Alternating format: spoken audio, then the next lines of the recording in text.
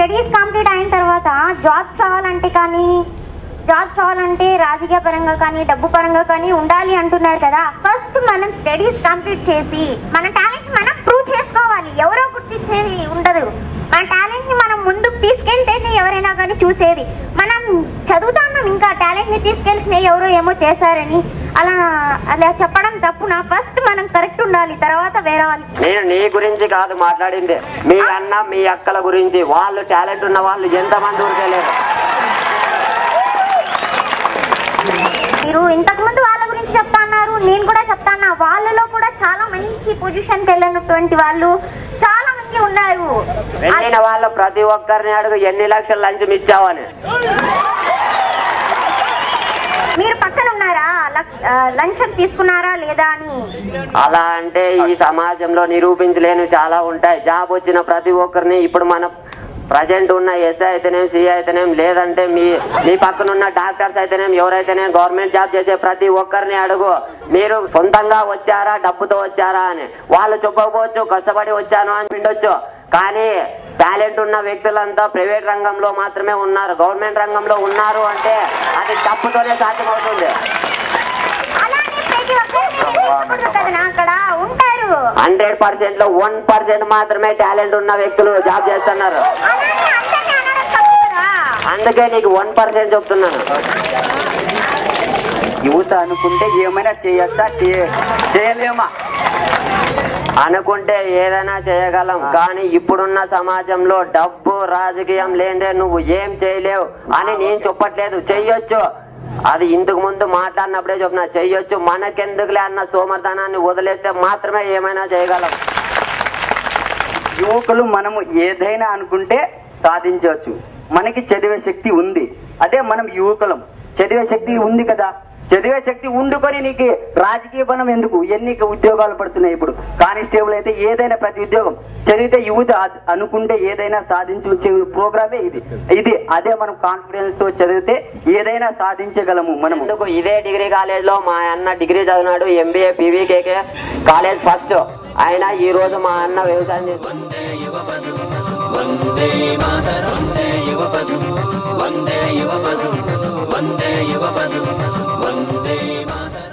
ముఖ్యంగా చెప్పాలంటే మన దేశం ఎంతో గొప్పది.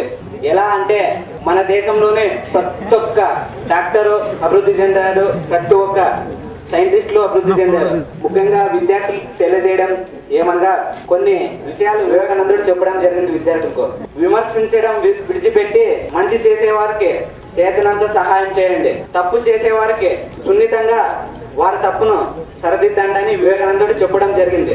విద్యార్థులు తలుచుకుంటే ఎలాంటి పనినైనా సాధించవచ్చు. నేను మాట్లాడే విషయం అవినీతి. మన దేశంలో ప్రతి ఒక్క రాజకీయ నాయకుడు అయితేనేమి, ప్రతి ఒక్క ఉద్యోగస్తుడైతేనేమి, ప్రతి ఒక్కరు అవినీతి వ్యవహారాలను కొనసాగించడం జరుగుతుంది.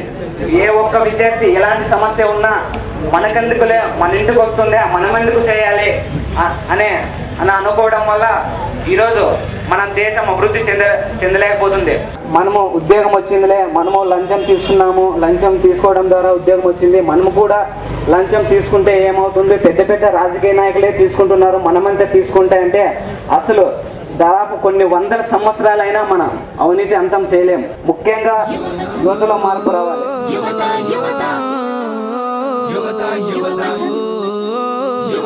ప్రాముఖ్యం గురించి అందరూ చెప్తున్నారు, దాన్ని వినియోగించుకోవాలా? కాలేజీల్లో ఎన్నో సేవకు సంబంధించిన చాలా పార్టీస్ ఉన్నాయి, దాంట్లో ఎవరు పార్టిసిపేట్ చేయడం లేదు. మొన్న కాలేజ్ సమస్య వచ్చింది, దాని గురించి ఎవరు గాని పార్టిసిపేట్ చేయలేదు.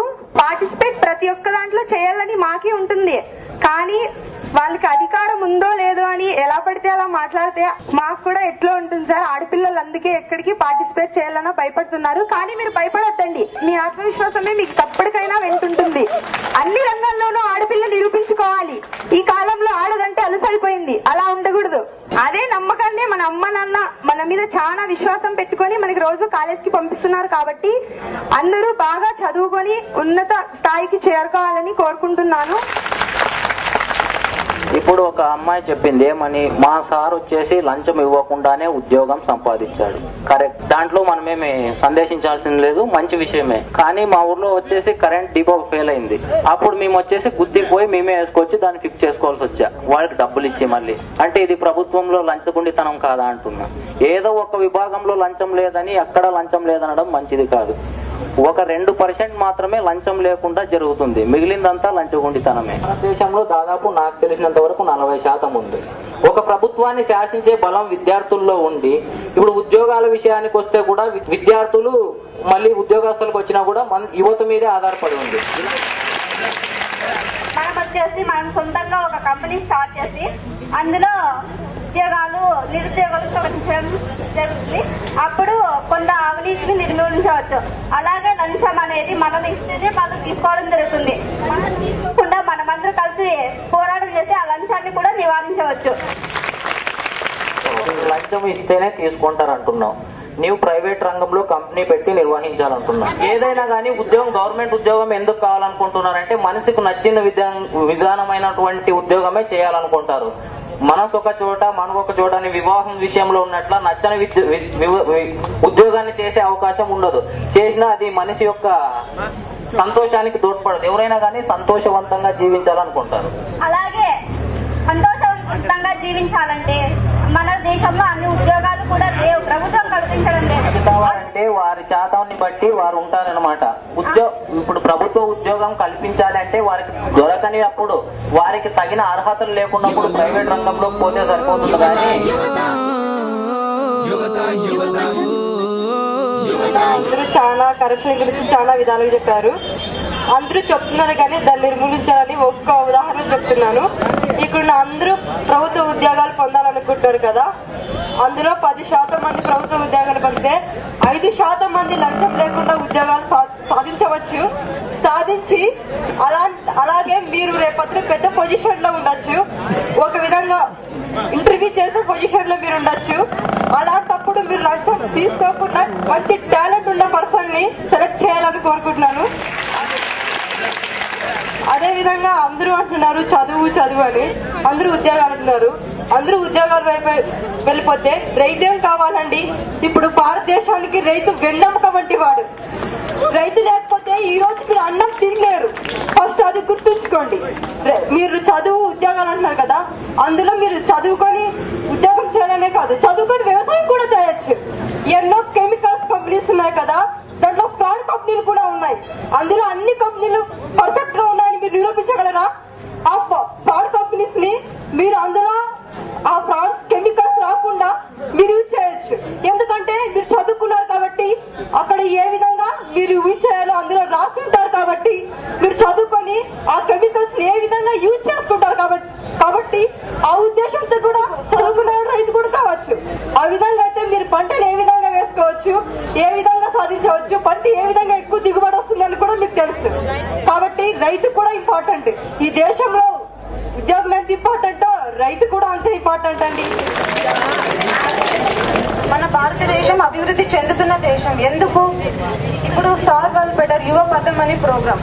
యువకులు ఎంతమంది చదువుకొని మన దేశంలో వర్క్ చేస్తున్నారు, అదర్ స్టేట్స్ కి వెళ్ళి జాబ్ చేస్తున్నారు. ఎంతో మంది మేధావులు ఉన్న మన దేశం అదర్ స్టేట్స్ కి వెళ్ళి జాబ్ చేస్తున్నారు. అక్కడ ఇంప్రూవ్ అవుతుంది, మన దేశం ఇంప్రూవ్ కావడం లేదు.